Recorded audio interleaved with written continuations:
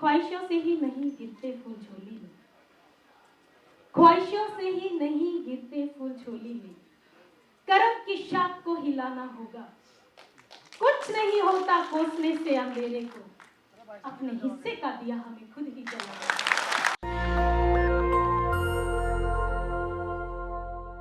मैं बाबा साहब का जयघोष लगाऊंगी, जो मेरे आवाज के साथ आपकी आवाज गूंजनी चाहिए। जो थोड़ा सा जोश आपका कम हो गया है वो थोड़ा बरकरार हो जाना चाहिए, क्योंकि ये जम्मू की बेटी है। ऐसे धीरे धीरे आवाज करना आती नहीं है, सुनना भी पसंद नहीं है, क्योंकि बम के गोलों से शुरुआत हुई है। तो इसीलिए बाबा साहब का जयघोष जरा शान से लगना चाहिए। बाबा साहब भीमराव अम्बेडकर जिंदाबाद, बाबा साहब भीमराव अम्बेडकर जिंदाबाद, बाबा साहब भीमराव अम्बेडकर हमारे, बाबा साहब भीमराव अम्बेडकर हमारे। अब एक जयघोष भारत माता का भी आप लगाएंगे, क्योंकि आज पूरा मेरा भारत यहाँ खड़ा है। सिर्फ भारत ही नहीं, अलग अलग देशों में भी आवाज पहुंच रही है, पहुंचाने वाले भी जहां बैठे हैं। भारत माता की जय, भारत माता की जय, भारत माता की जय। ये इसीलिए मैंने लगवाया क्योंकि भारत माता से शान भी है। आन बान के लिए बहुत सारे वीरों ने अपने जीवन को भी न्यौछावर किया है।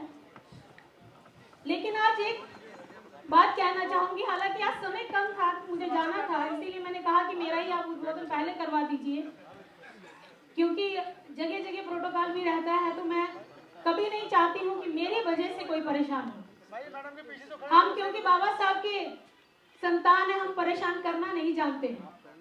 हम परेशानियां कैसे दूर होती हैं हम वो सोचते हैं और वो जानते हैं, क्योंकि संघर्षों से जो जीवन की शुरुआत करता है, संघर्ष करना जो हमें सिखा गए, तो हम नहीं चाहते कि हमारी वजह से कोई परेशान हो। तभी मैंने कहा कि आप मुझे समय दीजिए। जम्मू से भी एक डेलीगेशन आया हुआ है, मुझे उनसे भी मुलाकात करनी है। और शुरुआत करने से पहले, क्योंकि मैं पार्लियामेंट मेंबर भी रही पहले, तो अपनी बात को जहां भी किसी मंच से शुरुआत करती हूँ, छोटी सी 2 पंक्तियों से करती हूँ, और वहीं से शुरुआत करना चाहती हूँ कि ख्वाहिशों से ही नहीं गिरते फूल झोली में, ख्वाहिशों से ही नहीं गिरते फूल झोली में, करम की शाख को हिलाना होगा। कुछ नहीं होता कोसने से अंधेरे को, अपने हिस्से का दिया हमें खुद ही जलाना। क्योंकि जब हम ये सोच लेते हैं कि हमें कुछ कर दिखाना है, कुछ कर गुजरना है, तो दुनिया की कोई ताकत हमें रोक नहीं सकती है। और वो जीता जागता उदाहरण हमारे साथ हमारे बाबा साहब भीमराव अम्बेडकर जी हैं, जिन्होंने नई दिशा देकर हमें आगे बढ़ाया, जिनके पच्चीनों पे मार्गदर्शन पे चलते हुए आज ये जम्मू कश्मीर की बेटी, उत्तर प्रदेश की बहू, पंजाब में ननिहाल, आज पूरे देश में काम कर रही है। तो बाबा साहब के मार्ग पे चलते हुए खुशी इस बात की है, मुझे कहने में फक्र महसूस होता है कि मैं भी बाबा साहब की बेटी हूँ, मैं बाबा साहब की बेटी हूँ। मुझे वो मौका मिला है काम करने का, पार्लियामेंट से लेके आज कमीशन का जो मुझे अवसर दिया गया। मैं कहीं ऐसा नहीं होता कि हमारे लोगों पर इतनी भी परेशानी आती हो तो मैं क्षण में वहीं पहुंचने की कोशिश करती हूँ, पर विजय से जाने की कोशिश करती हूँ। आज केपी चौधरी जी को एक धन्यवाद और देना चाहती हूँ। यार, जब मैंने शुरुआत की, जब आप लेने मुझे बाहर आए, जब मैंने अपनी बहनों को देखा, अपनी बेटियों को देखा, तो एक और खुशी हो गई कि बाबा साहब के सारे काम आप कर रहे हो, कोई पीछे नहीं। क्योंकि बाबा साहब हैं जिन्होंने सबसे पहले अधिकार बेटियों को आगे बढ़ने का दिलाया। विश्व में अधिकार बाद में हुए, हमें सबसे पहले वो अधिकार हुआ कि हम अपने ही देश में अपना वोट भी डाल सकती हैं और चुनाव भी लड़ सकती हैं, आगे भी बढ़ सकते हैं। क्योंकि एक बेटी हूँ, बेटियों की बात ना करूँ तो अच्छा हो ही नहीं सकता। और खासकर अपनी बेटियां दिख रही हैं, मेरी बहनें दिख रही हैं, जिनको देख के मुझे खुशी हो रही है। जब आप मंच पे आए, मुझे ऐसा लगता है कि मैं पार्लियामेंट में अकेली थोड़ी बोली, 5 साल मैंने काम किया, मैं थोड़ी बोली, मेरे साथ आप सारे लोग बोले। और अपनी बेटियों के लिए कहना चाहती हूँ कि ओस के बूंद के समान है बेटी, हीरा है बेटा तो मोती से कम नहीं है बेटा। एक कुल का दीपक है बेटा, तो दो दो कुल की रोशनी है बेटा। इसीलिए मैं अपने सभी समाज से, सभी भाइयों से ये बात कहना चाहती हूँ कि अपनी बच्चियों को, अपनी बेटियों को जितना हो सके बाबा साहब के सपने को साकार करिए, इनको पढ़ाइए, इनको आगे बढ़ाइए। ये बढ़ना चाहती हैं, ये पंख खोलकर उड़ना चाहती हैं, आज़ादी आप सब मिलके देंगे। इनको पढ़ने का, जो उनके पढ़ना चाहती हैं वो आज़ादी हम सब मिलके देंगे। हमारी सोच बदलेगी तो सब कुछ बदल जाएगा। हम नज़र को बदलेंगे, नज़ारे बदल जाएंगे। सब कुछ हो सकता है, सब कुछ संभव है, लेकिन जब तक हम बाबा साहब के सपने को साकार नहीं करेंगे हम आगे नहीं बढ़ पाएंगे। आज जिस कमीशन में मैं काम कर रही हूँ वो आपके लिए है।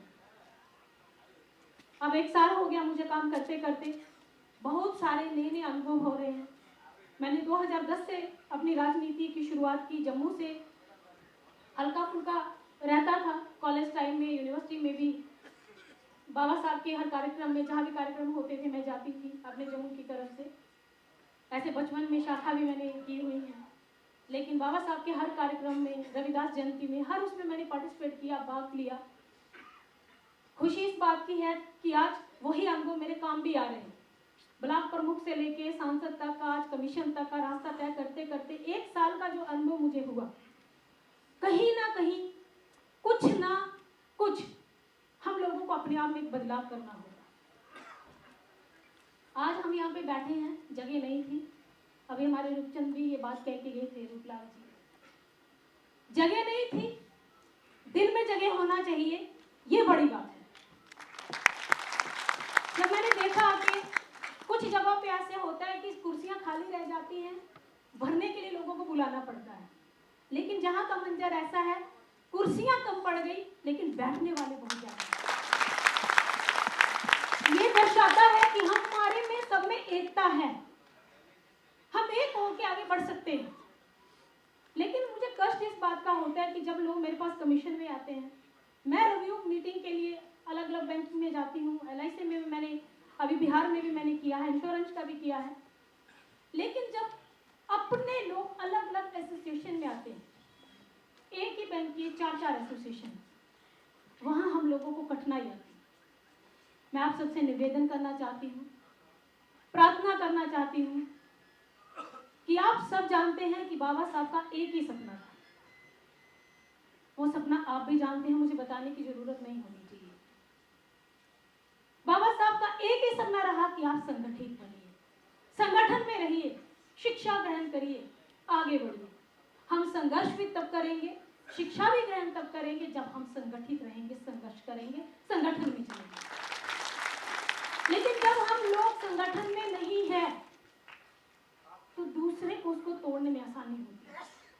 बचपन में हम लोग को कहानी पढ़ा करते थे कि एक लकड़ी लाते हैं, उसको आसानी से तोड़ देते हैं, 2 लाते हैं, थोड़ा सा डिफिकल्टी होती है, तीसरा लाते हैं, नहीं तोड़ पाते हैं, 4 लाते हैं तो बिल्कुल नहीं तोड़ पाते हैं, क्योंकि वो मजबूत हो जाती है। वो बचपन की सुनी हुई कहानी मुझे याद आ रही है कि आज हमें उसकी जरूरत है। हम अलग अलग होके नहीं रहना चाहिए, हम एक गुलदस्ते के जैसे हैं। आज ये देश के अलग अलग जगहों पे आए हुए, अभी उत्तर प्रदेश से आवाज आई, उत्तर प्रदेश की बात की तो उत्तर प्रदेश ये एकदम से सब खड़ा हो गया और एकदम से जय घोष लगने लगे। राजस्थान से आवाज आई, जम्मू कश्मीर से, सब अलग अलग, पूरा मेरा देश बैठा हुआ है। एक संगठन के तौर पे हम यहाँ बैठे हैं तो एक बड़ा प्यारा सा गुलदस्ता लग रहा है। इस गुलदस्ते में अलग अलग जगहों के फूल हैं, अलग अलग फूल हैं, अलग अलग बगिया से चुनकर उस गुलदस्ते को बनाया जाता है। आज अगर वो गुलदस्ता हम तोड़ देते हैं तो फूल सब बिखर जाएंगे।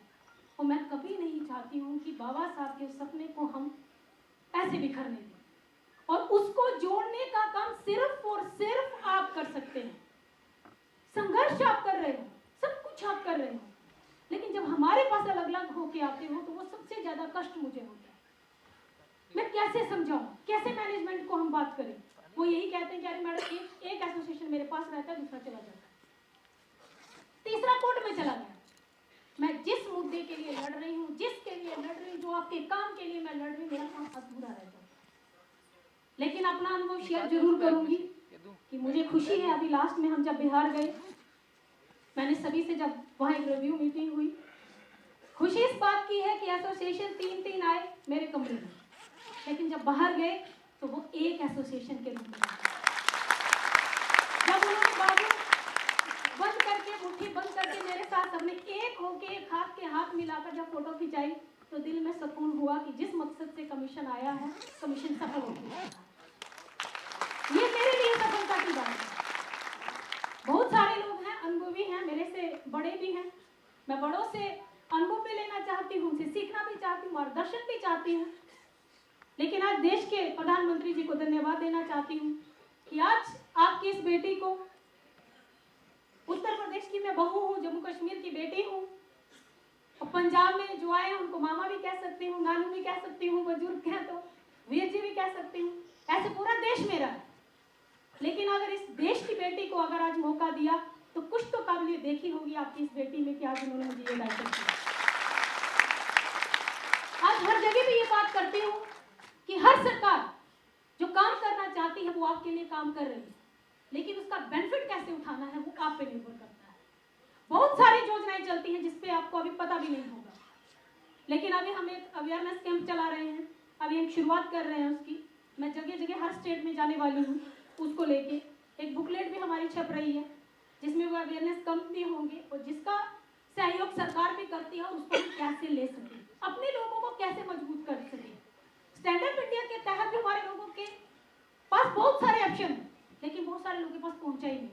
मैं भी उत्तराखंड में गई, मैंने उनसे पूछा, बहुत सारे लोगों के पास हमारी वो बातें पहुंची ही नहीं। लेकिन मेरी कोशिश है हम पहुंचा सके। लेकिन आज आप सबको देख के, आप सबसे मिल के, आप सबका प्यार पाके, जैसे मैं आई वहीं से शुरुआत हुई प्यार की, और आज धीरे धीरे, आज जब मैं आई अकेले तब अभी मंच अधूरा था, अब पूरा मंच सज चुका है, और ये सारे आपकी भारत की शान, ये सारे बाबा साहब के मार्गदर्शन पे चलने वाले हैं। इसीलिए मैं सबको सम्मान देती हुई, क्योंकि मुझे जाना है, अभी सभी वक्ताओं को अपनी अपनी बात रखनी है, बस इतना कहना चाहती हूँ कि welfare association of LIC SC ST आपको बहुत सारा मैं धन्यवाद देना चाहती हूँ। आप इसी तरीके कार्यक्रम ऑर्गेनाइज करते रहें, और मैं चाहती हूँ इसी तरीके से इतना ही ज़्यादा भीड़ होती रहे, आपको इससे बड़े बड़े स्टेडियम लेने पड़े, छोटे छोटे स्टेडियम में आपका काम ही ना चले, इतनी ड्यूटी हमारी हो जाए, इतनी एकता हो जाए कि आप जहाँ खड़े हो जाए रास्ता वहीं से शुरू। आप यहाँ पे एक फूटा भी मारेंगे, उसी दिन रास्ता वहीं से शुरुआत होगी। लेकिन उस गुलदस्ते को सजने की जरूरत है, तोड़ने की जरूरत नहीं है। मजबूती से चलने की जरूरत है, बिखरने की जरूरत नहीं है। इसीलिए जिस दिन आपने सोच लिया हम एक हो गए, तो दुनिया की कोई ताकत नहीं है कि आपको हरा दे। इसीलिए बाबा साहब से हमने बहुत सीख ली। बाबा साहब के अलग अलग जगहों पे सारे देश में कार्यक्रम ऑर्गेनाइज हो रहे हैं, मेरे भी 10 दिन तक लगातार कार्यक्रम लगे हैं। सौभाग्यशाली है ये बेटी आपकी कि मुझे हर जगह जाने का मौका मिल रहा है, आपके सामने रूबरू होने का मौका मिल रहा है, आपसे बात रखने का मौका मिल रहा है। बहुत सारे लोगों के अंदर एक मानसिकता रहती थी क्या करती हैं बेटी, लेकिन बाबा साहब ने वो भी दिखा दिया, सब कुछ कर सकती हैं बेटी। हमें मौका तो दे दो, आप हमें मौका देंगे, हम आपको कर दिखाएंगे। और शायद बाबा साहब ने शुरुआत नहीं की होती तो आज हम यहाँ पहुँचते भी नहीं, शायद चूल्हे चौके तक सीमित रह जाते। लेकिन आज हर अभियान बेटियों के लिए चल रहा, चाहे बेटी पढ़ाओ हो, बेटी बचाओ हो, बेटी को आगे बढ़ाओ हो, अभियान के तहत भी आगे बढ़ना है और बेटियों को आगे भी बढ़ाना है। और अपने लोगों को सबसे ज्यादा यही मैं कहना चाहती हूँ, समाज में शिक्षा की ही कमी है, बस उसको हम आगे लेके चलेंगे। और अपनी बेटियों को सिर्फ शादी तक सीमित मत रखिए, इनको आगे बढ़ने दीजिए। इनको आगे बढ़ना चाहती हैं, पंख खोलने की आज़ादी आप देंगे, पढ़ने की आज़ादी आप देंगे। आप फिर खुद देखिएगा कि ये सदन तक भी ये बेटियां कितना जोश से आगे बढ़ती हैं। अब जरूर 2 पंक्तियों से अपनी वाणी को विराम दूंगी और आपके लिए कहना चाह रही हूँ, क्योंकि आपको कई लोग ललकार देते हैं कि तराजू तोल कर देख, तराजू तोल कर देख, पलड़ा किसका बारी है, तुम्हें हुंकार प्यारी है, हमें ललकार प्यारी है। पंक्तियों को उसी के माध्यम से अपनी वाणी को विराम दूंगी कि यूं ही नहीं मिलती राही को मंजिल, यूं ही नहीं मिलती राही को मंजिल, एक जुनून सा दिल में जगाना पड़ता है। मैंने पूछा चिड़िया से कैसे बना आशियाना, तो बोली भरनी पड़ती है उड़ान बार बार, तिनका तिनका उठाना पड़ता है बार बार, तब जाके आशियाना बनता है। ये जो आशियाना जो मिलके आपने सबने एक गुलदस्ता तैयार कर लिया है, बना लिया है अपना, आज एक नई ऊर्जा के साथ आगे बढ़ रहे हैं, उसको बरकरार रखिए, आगे बढ़िए। जय हिंद, जय भारत, जय विजय। नेशनल दस्तक की आपसे गुजारिश है कि अगर इसको बचाना चाहते हैं तो नेशनल दस्तक को सब्सक्राइब करने के लिए रेड कलर के सब्सक्राइब बटन को दबाएं, फिर बेल आइकन की घंटी दबाएं। नेशनल दस्तक को बचाने के लिए बहुत जरूरी है कि हर खबर को शेयर करें, लाइक करें, कमेंट जरूर करें।